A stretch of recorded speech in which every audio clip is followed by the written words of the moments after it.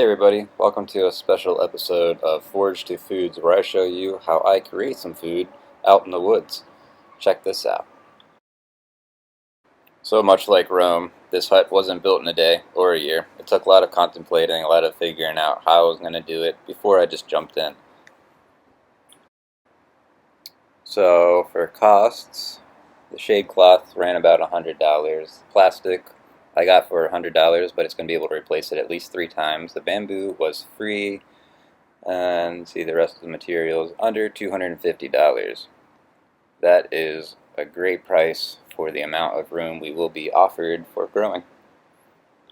At first, I went with mostly just the hanging braided rope method, which worked well. I did have trichoderma kick up a few times, and we will touch on that a little bit further in. And here, I got a little bit more comfortable with my bamboo skills. I created some shelving. The shelving worked great. It needed multiple improvements, which you will see further, but that was a good way for me to start storing more mushrooms, and this isn't even close to touching its potential yet. I did this convertible method anytime it rained, before I put the plastic in, as just a way to kind of get the naturalness into those mushrooms. But it needed plastic. Too many rains, hitting too many lion's manes, losing too much product. It was time to put some up. So with that plastic up, we were able to reach 80% humidity on those days, with a little bit of supplemental misting until I figured out a way to get this thing self-watering. And that was just my experience of my first year with the outdoor hut. And you see here, we were able to get shiitakes on a second flush without soaking, which was pretty cool too. And it was winter time, I had no plan. So, I took a break, went back to indoors for a little bit. Got to enjoy plenty of fresh mushrooms through the season, kicked up my cooking experiences and skills, and built a plan for the next year. It was a good winter, and I was ready come spring. By the way, you guys have to try these shiitakes. So it was time for an expansion. I knew I could have built up, but I decided to build out and avoid some of that upper heat that you get.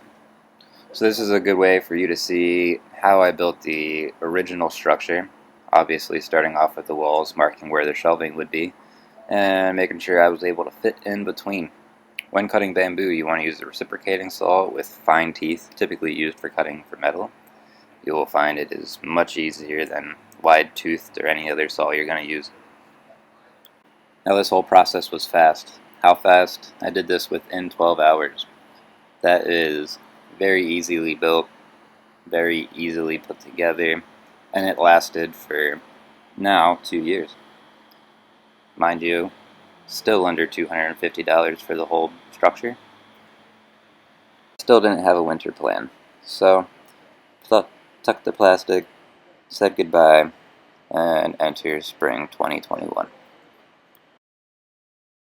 We were getting into the second morel season of the COVID lockdowns, and it was a rough season, so I focused a lot of energy into the mushroom hut. We were producing gray oysters, yellow oysters, lion's mane, shiitakes, maitakes, king oysters, all throughout the spring season. And I would say they loved it. Look at this pin set. Did you see those gray oysters? Even these lion's manes just blasting out of their bags. It was great. But we did have our issues. We had bugs. We had high winds. We had the hut that was built in 2 separate pieces and never put together as one. So I reanalyzed the plan, and something that I didn't take great picturing of is I put in a watering system. Did that at the beginning of this year using a 55-gallon drum and a soaker hose. You can see it in the back of this picture here. It does snake the whole way through the hut. And even that caused some issues. Like, look at that ground erosion. That was all rock at one point. So it was time to do something. Production was great, but the hut was falling apart. This is 3 years of growth, 3 years of building, and it was time to do something to make it a little bit more solid, a little bit more tightly put together. I used a lot of plastic putting these 2 pieces together originally, and Luckily, I do not believe I will be changing plastic out for a long time now. So, learn from the mistakes. Here's a soaker hose. I had it all raveled up back there when I was rebuilding the hut, but that does snake pretty loosely across the floor there. Just enough to drip the moisture out. I would say about 15 gallons a day is what goes into the hut. You can see I added the plastic the whole way across both sides now, and while doing so, I was debating whether or not I was going to raise the roof to a high pitch or if I was just going to leave it flat. We had a lot of issues with collecting rain when it was flat, which was good for a slow, long drip, but also kicked up some fungus and molds on the ceiling. So decided to go for a high pitch and just let it all roll off this time. I also added this beautiful step, which made it a lot more safe to travel around inside this hut, as well as helped with some of that bank erosion that we were seeing from the soaker hose. Finally, the thing was starting to look like one beautiful hut instead of a slapped together two-piece thing.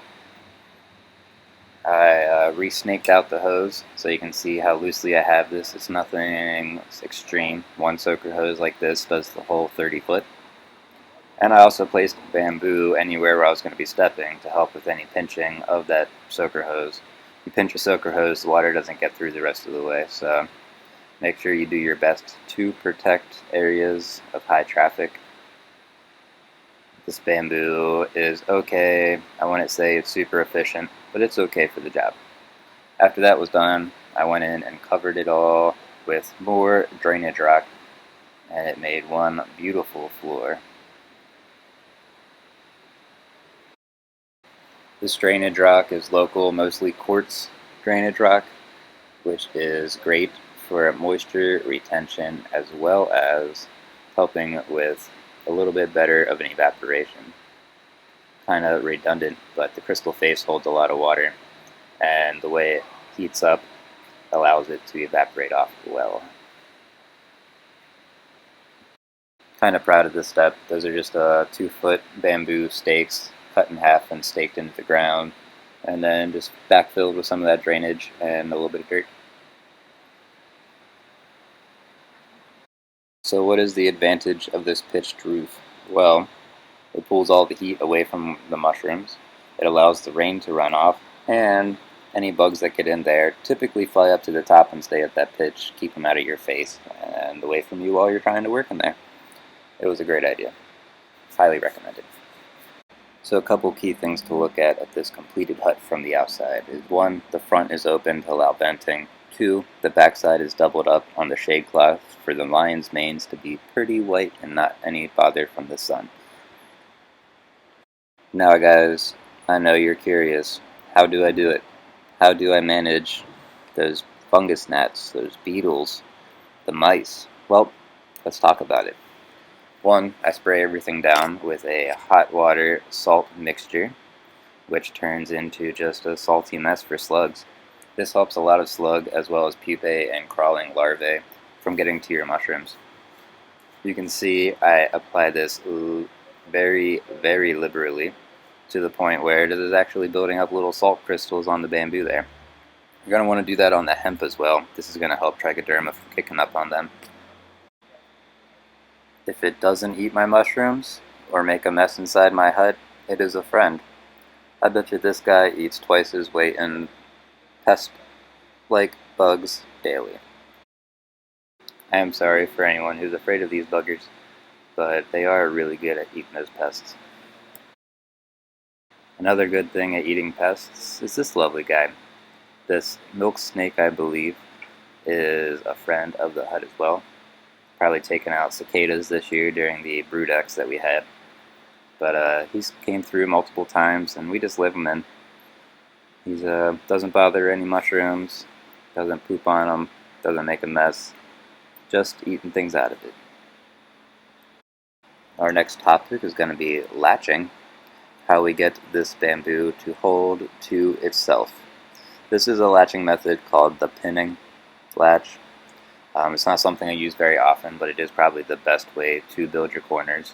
And, it's very clean, holds everything together tight and for much longer than just a quick latching.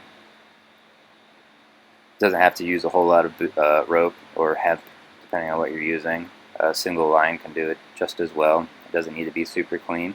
Just having those there helps having something to tie onto as opposed to just the rounded pieces of bamboo.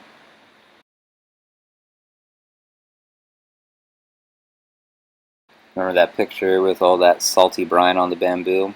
Well, if you look at this latching here, this is a very fast way. Literally round up, around, twist down, and twist around. Tie it off. That will do for most of your spots. Yet again, sorry for this one. But if you look underneath them, this is how I started all my bamboo tying. It was hectic, but effective. If you have these supplies, go ahead and use them. But if you're trying to be nice and clean and use the minimum amount of bambooing or rope that you're using, try and do something a little bit cleaner, and it'll use a lot less of it. So that was the hut. Let's talk about just outdoor bed building.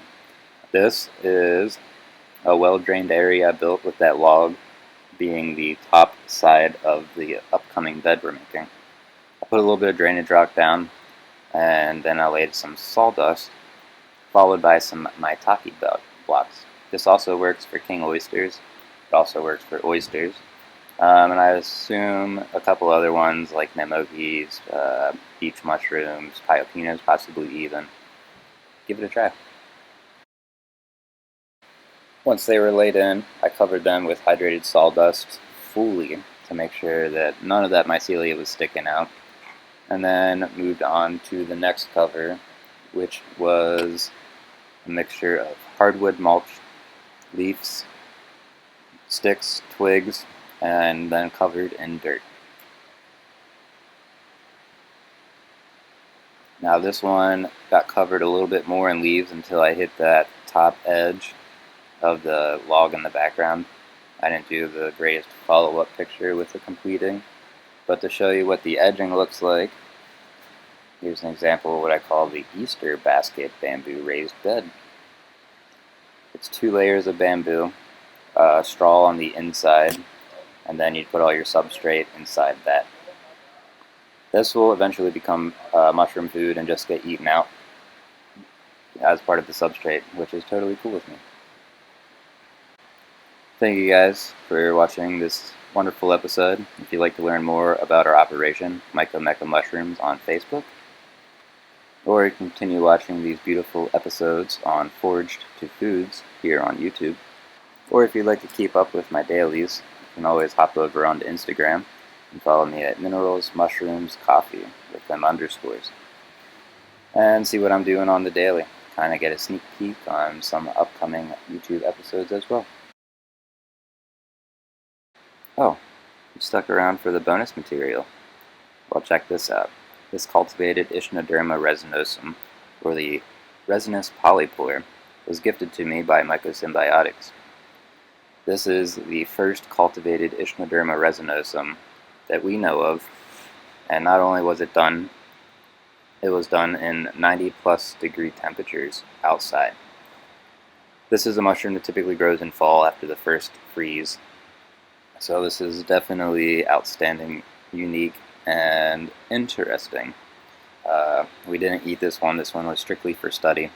We let it go all the way to this, I guess, beautiful, resinous looking polypore. But we pushed it as far as it could.